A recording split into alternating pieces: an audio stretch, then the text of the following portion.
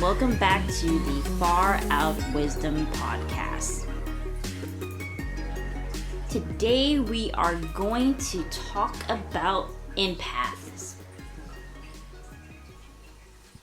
So I want to talk a little bit about my sister. My sister is older than me. I have 3 older siblings, an older brother, an older sister, and this is the sister that is older than me by a year. The weird thing about us is the fact that we are the same age for about a month. So for example, when I turn 31 in August, she turns 32 in September. So for the month of August, we are both 31 years old. I know, it's weird. So my parents, they had kids back to back, so. But my sister and I always had a weird connection with one another. We don't really talk about it as much because of the fact that we are very quiet, private individuals, but both of us understand each other more than our other siblings. So there are 7 kids, and I would say the closest person or the closest siblings that I'm with is her. So growing up, I knew that she was very different than everybody else. She did not have a lot of friends. I would say she was an outcast. Not in a bad way. I think she kept her distant from everybody else at the fact that she felt they didn't understand her. And it really does frustrate her when that happens. So a lot of the time she was a loner. Now, even if we do understand each other, I'm more of an extrovert in comparison to her.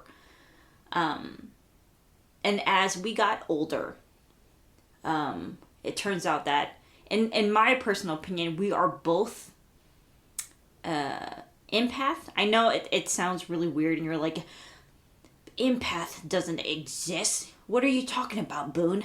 What the fuck are you talking about? No. Remember, this is the Far Out Wisdom Podcast, so we're going to go to that realm. So I would say my sister has, her empathic skills are more advanced than I am. I feel other people's emotions and things like that. We are about the same when it comes to social gatherings and things like that, because it both drains our fucking energy. But with her, she's more in tune with everything, and I literally mean that, with everything going around her. She has always been attracted to animals. She has always been nurturing, compassionate, loving. But at the same time, she is other people's emotions can easily transform her. And I will talk a little bit more about that. And to me, it's more painful for her than it is for me, because I could detach myself or say fuck you more easily than she does. But as she's becoming older, I think it's becoming more easier for her. So I'm going to talk a little bit more about that. And but overall, my sister she's a very beautiful person. If I could say the person who resembles my mom, it's her. She gets people, and I want to kind of talk up a little bit about her and my son's relationship with each other. About 2 years ago, when my son was about, I think he was like 1.5 years old, almost 2. A lot of the pediatrician, the pediatrician that I had for my son, he rejected the idea that something was wrong with my son. I really don't like talking about things like this, but I want to bring it up to kind of put it into perspective of how empathic my sister is. She's in a whole nother level. And her relationship with my son is very deep. I would say the only person, and I'm his mother. I'm Jacob's mother, but my sister, she's more in tune with him than I would ever be. I would say when he was about 1.5 years old, I knew it was uncommon for, I have other friends who had kids his age, but they were talking, whereas Jacob was very solitude, isolated. And I'm not doing this purposely to him. It's just that's his personality, and he wants to be away from everybody else. So my sister, when she was babysitting him that period of time, she said, hey, I think you need to go get Jacob checked for autism. And at first we kind of deny it, but then she just knew something was not right. And so she recommended, and so far over the past month, it may be a possibility that Jacob may fall under the spectrum. Now, it doesn't take much to notice something different. And if you see my son, who I'm going to talk about a lot, you don't notice it. He's a good kid. He's very smart. He's to himself. But the only person who kind of understand what he's saying, because he talks, but it's not complete sentences. So he say 1 word, 2 words, 3 words, and that's it. Usually by now, little kids his age should be having conversations. So we're taking him to speech therapists, etc.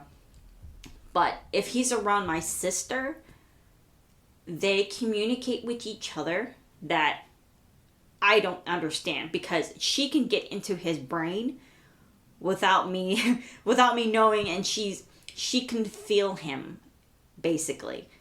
Some people say, well, everybody. No, my sister is on a deeper level. She can feel your pain. She can feel your suffering. She can feel all that without you having to say anything. I think it was like last year or something like that, when I was going through that period of time of, I was really depressed. And I haven't talked to her in like 2 months. And then all of a sudden she just sent me a message and say, hey, are you okay? I had a dream about you. Weird shit like that. So she feels my energy. And we feel each other's energy. So when one is low than the other, we kind of get that. So yeah, really weird. If I can get her onto this podcast, she will explain herself more than I would. But she's very unique, very big-hearted person. And I would say that she's a very not a spiritual individual, but she gets that. She feeds you if unnecessary. And so It's really exhausting for her. So I want to get into a little bit details about that. So I'm going to read an article from Dr. Judith Orloff. She did a a Google talk about empath. So I'm going to go through the list. She categorized it, the top 10 traits of an empath. So you kind of understand a little bit about what my sister and I, how we feel, and other empath as well. So bear with us, okay? And so the trademark of an empath is that they feel and absorb other people's emotions and or physical symptoms because of their high sensitivities. They filter the world through the intuition and have a difficult time intellectualizing their feelings. As a psychiatrist and an empath myself, I know the challenges of being a highly sensitive person. When overwhelmed with the impact of stressful emotions, empaths can have panic attacks, depression, chronic fatigue, food, sex, and drug binges, and many physical symptoms that defy traditional medical diagnosis. But an empath doesn't have to feel too much and can be overloaded once they learn to censor themselves. The first step is acknowledging that you are an empath. Here are the top 10 traits of an empath from my book, The Empath Survivor Guide. So I recommend you guys get the book. She does talk about it, and it's really helpful for people who are empath. And a lot of people call themselves an empath, and they smile and they laugh. If you're smiling and laughing saying you're an empath, then you're not a fucking empath. To be honest with you, I'm laughing right now because because I'm such an asshole and I'm just being very blunt. But it's not fun. Okay? It's to the point where it's excruciating sometimes. So number 1, empaths are highly sensitive. Empaths are naturally giving, spiritually open, and good listeners. If you want heart, empaths got it. Through thick and thin, they're there for you, world-class nurturers, but they can easily have their feelings hurt. Empaths are often told they are too sensitive and need to toughen up. And it's true. We feel everything. When people express themselves or when people need help, they hurt people gravitate towards us. I don't know about my sister, and I don't know about any of you who call yourself an empath. But I have this every time I go out in public, people always come to me and express themselves, and they tell me their life stories. And it happens to me constantly. The little old lady can fucking tell me what she did in the fucking 1940s and shit. I have people just coming to me, expressing themselves, loading all themselves to me. That's why all my friends come to me for advice. And that's why I go to my sister for advice. She's like the master empath in my life. So we're like counselors. And we're very sensitive. And not sensitive as in a pussy way, because we are tough. But we are sensitive to everything, our surrounding stuff. It's surrounding us. The vibes,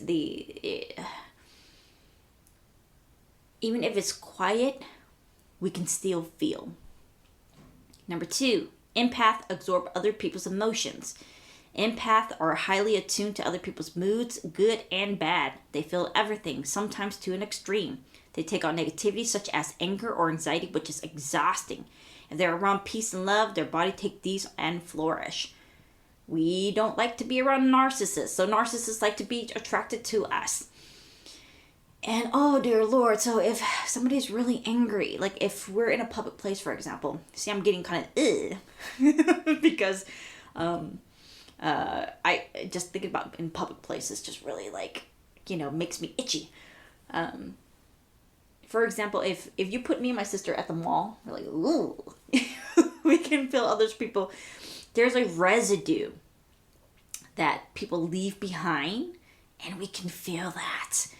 And so we absorb that residue, and we take in that residue, and it grows within us. So if another person's angry, we'll feel that anger too. If another person is depressed, we feel that too.